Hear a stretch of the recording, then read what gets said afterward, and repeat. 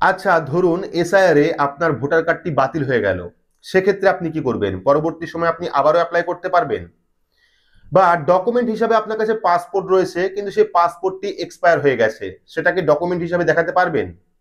বা এমনও হতে পারে আপনার কাছে অন্য কোনো রকম ডকুমেন্ট নেই, শুধুমাত্র জমির কাগজ রয়েছে, সেটা কি ডকুমেন্ট হিসাবে গ্রাহ্য হবে? আবার অনেকের এমন রয়েছে ২০০২ সালের ভোটার লিস্টে বাবা মার নাম ছিল, কিন্তু বর্তমানে বাবা মা বেঁচে নেই। সেক্ষেত্রে তাদের ক্ষেত্রে কোন ডকুমেন্ট দিতে হবে? এইরকম গুরুত্বপূর্ণ ১৭টিরও বেশি প্রশ্নের উত্তর আজকের এই ভিডিওতে আপনারা পাবেন। আশা করি প্রত্যেকটি তথ্যই আপনাদের কাজে লাগবে। ভিডিওটি শুরু থেকে শেষ পর্যন্ত অবশ্যই দেখবেন। আর এখানে যে তথ্য হিসাবে ভিডিওটা করা হচ্ছে সেটা কিন্তু বিহারের যে এসআইআর হয়েছিল সেখানে কোন কোন নিয়ম মানা হয়েছে বা কোন কোন নিয়মের মাধ্যমে এসআইআর হয়েছে সেই বেসে কিন্তু এই উত্তরগুলো দেওয়া হবে।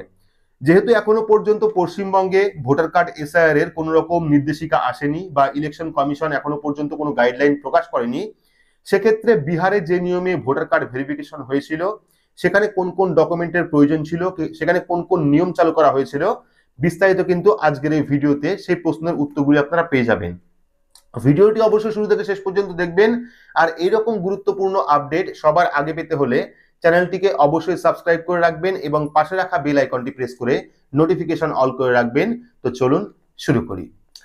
তো প্রথমে যে প্রথম প্রশ্ন আপনাদের ছিল সেটা হলো কাদের কোনো ডকুমেন্ট লাগবে না, অর্থাৎ ভোটার কার্ড এসআইআর শুরু হলে কাদের ক্ষেত্রে কোনো রকম ডকুমেন্টের প্রয়োজন হবে না। তো যদি আপনার বা আপনার পরিবারের কোনো সদস্যর ২০০২ সালের, যেহেতু পশ্চিমবঙ্গে লাস্ট ২০০২ সালে এসআইআর হয়েছিল এবং ২০২৫-এ যদি এসআইআর হয় সেক্ষেত্রে কিন্তু ২০০২ এর লিস্ট ধরেই এসআইআর হবে। সেক্ষেত্রে যাদের নাম ২০০২ সালের ভোটার লিস্টে ছিল তাদের কিন্তু কোনো রকম ডকুমেন্ট লাগবে না। এবার দ্বিতীয় প্রশ্ন, ভোটার লিস্টে বাবা মার নাম ছিল কিন্তু বাবা মা মারা গেছেন, সেক্ষেত্রে কোন কোন ডকুমেন্টের প্রয়োজন পড়বে? তো যদি আপনার বাবা অথবা মার ২০০২ সালের ভোটার লিস্টে নাম থাকে সেক্ষেত্রে কিন্তু সেই লিস্টটা আপনার প্রয়োজন পড়বে। বাকি আপনার ক্ষেত্রে আপনার যে ডকুমেন্ট লাগবে সেটা হলো ওই ১১টি নথির মধ্যে যে কোনো একটা ডকুমেন্ট লাগবে। সেক্ষেত্রে কিন্তু আপনার বাবা মা মারা গেলেও তাদের ভোটার লিস্টটা কাজে আসবে। ৩ নম্বরে রয়েছে ১৯৮৭-র আগে জন্ম হলে কোন ডকুমেন্ট লাগবে? যদি আপনার অথবা আপনার পরিবারের কোনো সদস্যর ১৯৮৭-র আগে জন্মগ্রহণ হয় সেক্ষেত্রে তাদের কোন ডকুমেন্ট লাগবে? তো সেক্ষেত্রে প্রথমেই যে ডকুমেন্ট সেটা হলো ২০০২ সালের ভোটার লিস্ট। যদি থাকে নাম সেক্ষেত্রে কিন্তু কোনো রকম আলাদা ডকুমেন্টের প্রয়োজন পড়বে না। আর যদি নাম না থাকে সেক্ষেত্রে ১১টি ডকুমেন্টের লিস্ট প্রকাশ করা হয়েছে, তার মধ্যে যে কোনো একটি ডকুমেন্ট দিলেই কিন্তু চলবে। পরবর্তী ১৯৮৭-র পর অর্থাৎ ২০০৪-এর মধ্যে যাদের জন্ম হয়েছে তাদের ক্ষেত্রে কোন কোন ডকুমেন্ট লাগবে? যদি আপনার অথবা আপনার পরিবারের কোনো সদস্যর ১৯৮৭-র পর অথবা ২০০৪-এর আগে জন্মগ্রহণ হয় সেক্ষেত্রে এসআইআর এর ক্ষেত্রে কিন্তু আপনার আপনার বাবা অথবা মার যে কোনো একজনের ২০০২ সালের লিস্টে যার নাম ছিল তার ভোটার কার্ড লাগবে এবং ভোটার লিস্টের যে কপি সেই লিস্টটা লাগবে। পাশাপাশি ওই ১১টি ডকুমেন্টের মধ্যে যে কোনো একটি ডকুমেন্ট আপনার লাগবে। এবার ৩ নাম্বার, ২০০৪-এর পর জন্মগ্রহণ হলে কোন কোন ডকুমেন্টের প্রয়োজন পড়বে? যাদের জন্ম ২০০৪ সালের পর তাদের ক্ষেত্রে কিন্তু বাবা এবং মা উভয়েরই ভোটার কার্ড লাগবে এবং পাশাপাশি ২০০২ সালের যে লিস্ট সেই লিস্টে নাম থাকতে হবে এবং আপনার ক্ষেত্রে ওই ১১টি ডকুমেন্টের মধ্যে যে কোনো একটি ডকুমেন্ট দিলেই কিন্তু হবে। তো এটা গেল ১৯৮৭ এবং ২০০৪-এর মধ্যে যারা জন্মগ্রহণ করেছেন তাদের জন্য। পরবর্তী ৪ নাম্বার রয়েছে ভোটার কার্ডে নাম, পদবি, ঠিকানা পরিবর্তন হয়েছে। তো আপনারা প্রত্যেকেই জানেন ভোটার কার্ডে বিভিন্ন ভুলের জন্য কিন্তু বর্তমানে অনেকেই পদবি চেঞ্জ করেছেন বা পদবিকে কারেকশন করেছেন, নামের বানান ভুল ঠিক করেছেন, অনেকে নাম পাল্টেছেন, অনেকে ঠিকানা পরিবর্তন করিয়েছেন, অনেকে জন্ম তারিখ পরিবর্তন করিয়েছেন। সেক্ষেত্রে কি করবেন? তো সেক্ষেত্রে কিন্তু কোনো কিছুই করতে হবে না, কারণ আপনার যে ভোটার নাম্বারটা রয়েছে না সেই ভোটার নাম্বার দিয়ে কিন্তু ভেরিফিকেশন হবে। যেহেতু আপনার আগের ভোটার লিস্টে আপনার সম্পূর্ণ ডিটেলস ছিল এবং সেই ভোটার যে কার্ডের নাম্বার সেই নাম্বারটা দিয়ে কিন্তু ভেরিফিকেশন হবে। সেক্ষেত্রে আপনি ভোটার কার্ডে যে কোনো কাজ করুন না কেন, ভোটার কার্ডের ঠিকানা পরিবর্তন, নামের বানান ভুল সংশোধন, পদবি পরিবর্তন কিন্তু প্রত্যেক মেয়ের ক্ষেত্রেই হয়, সেক্ষেত্রে কোনো রকম সমস্যা নেই। এক কথায় বলতে গেলে ভোটার কার্ড কারেকশন করলেও কোনো রকম সমস্যা আপনার হবে না এসআইআর এর ক্ষেত্রে।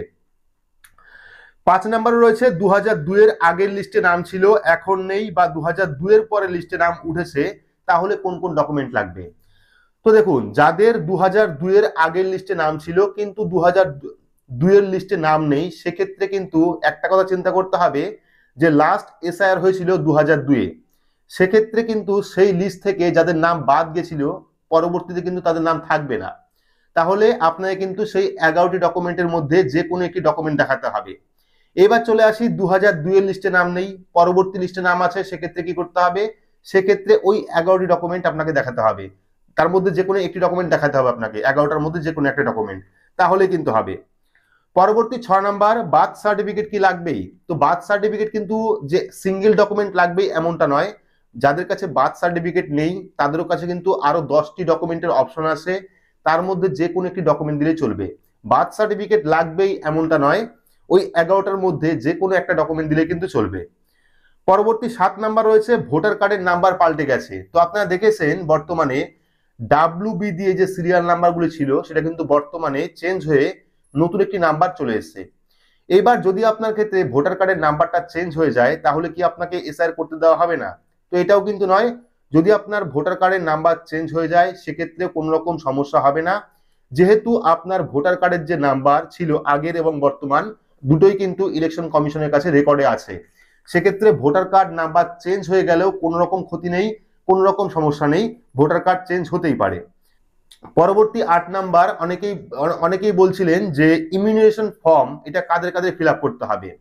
তো ইমিউনাইজেশন ফর্ম প্রত্যেককেই ফিল আপ করতে হবে, যাদের কাছে ভোটার কার্ড রয়েছে তাদের প্রত্যেককেই কিন্তু ইমিউনাইজেশন ফর্ম ফিল আপ করতে হবে, অনলাইন হোক বা অফলাইন। যদি আপনি এই ফর্মটি ফিল আপ না করেন সেক্ষেত্রে কিন্তু আপনার ভোটার কার্ডটি বাতিল করে দেওয়া হবে।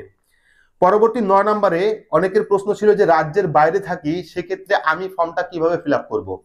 তো অনেকে বিভিন্ন কাজের সূত্রে বা অন্য কোনো কারণে রাজ্য অথবা দেশের বাইরে থাকেন বর্তমানে, সেক্ষেত্রে পশ্চিমবঙ্গে যদি এসআইআর শুরু হয় তাহলে আপনি ফর্মটা কিভাবে ফিল আপ করবেন।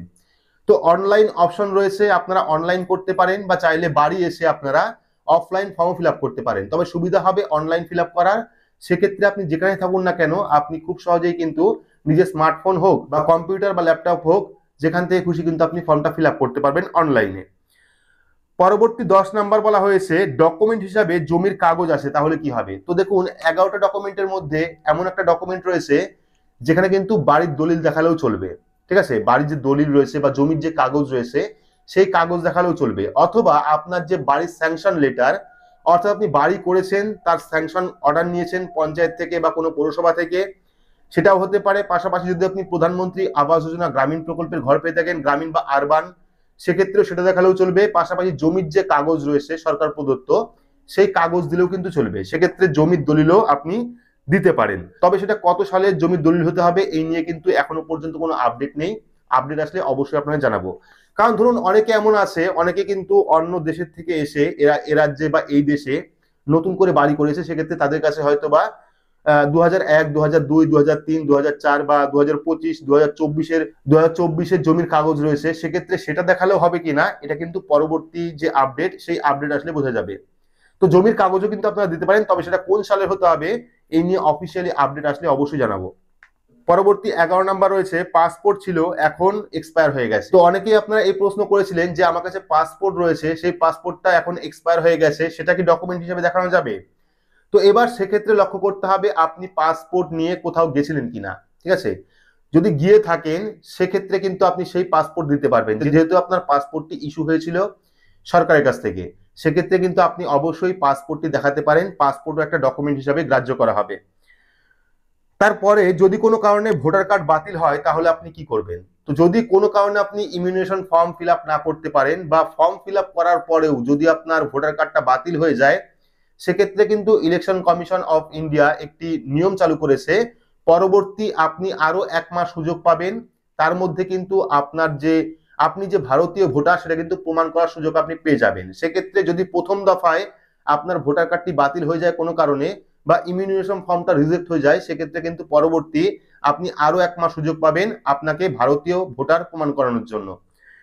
তো এই হলো টোটাল 17টি প্রশ্ন যেগুলি আপনারা প্রত্যেকে করেছিলেন, আর আশা করি আপনাদের প্রত্যেকেরই জানা উচিত ছিল যে কোন কোন নিয়ম চলছে বর্তমানে ভোটার কার্ড এসআইআর এর, এবং পশ্চিমবঙ্গে যদি এসআইআর শুরু হয় সেক্ষেত্রে কোন কোন নিয়ম থাকতে পারে।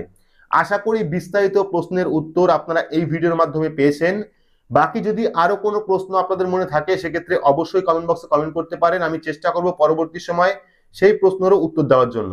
আর আপনারা প্রত্যেকেই জানেন ইতিমধ্যে কিন্তু সিইও ওয়েস্ট বেঙ্গলে পশ্চিমবঙ্গের যে পুরনো ভোটার লিস্ট অর্থাৎ 2002 এর যে ভোটার লিস্ট সেটা কিন্তু প্রকাশ করা হয়েছে। যদি এখনো পর্যন্ত সমস্ত জেলা আপডেট করা হয়নি, তবে ধীরে ধীরে কিন্তু প্রত্যেকটা জেলা আপডেট করা হয়ে যাবে। আর এখানে আরো একটা বিষয় জানাই যে ইতিমধ্যে সুপ্রিম কোর্টে এই ভোটার কার্ড এসআইআর নিয়ে কিন্তু মামলা চলছে। সেক্ষেত্রে এই যে রায়, এই রায় আসার আগে অথবা রায় আসার পরে কিন্তু যখন খুশি তখন ইলেকশন কমিশন তার গাইডলাইন প্রকাশ করতে পারে পশ্চিমবঙ্গে। সেক্ষেত্রে আপনাদের বিস্তারিত ভিডিও দেখিয়েছি যে কিভাবে ইমিউনেশন ফর্ম ফিল আপ হয়েছে বিহারে, কোন কোন ডকুমেন্টের প্রয়োজন পড়েছে, কোন কোন নিয়ম থাকতে পারে, পশ্চিমবঙ্গের ক্ষেত্রে কোন কোন নিয়ম থাকার সম্ভাবনা রয়েছে, বিস্তারিত কিন্তু আমি এর আগের ভিডিওতে দেখিয়েছি। তো এই ভিডিওটি আপনাদের কেমন লাগলো অবশ্যই কমেন্ট বক্সে কমেন্ট করে জানাবেন। ভিডিওটি ভালো লাগলে লাইক করবেন, চ্যানেলটিকে সাবস্ক্রাইব করে পাশে রাখা বেল আইকনটি প্রেস করে নোটিফিকেশন অল করে রাখবেন, সবার সুবিধার্থে ভিডিওটি শেয়ার করবেন। তো আজকের মতো এইটুকুই, ধন্যবাদ।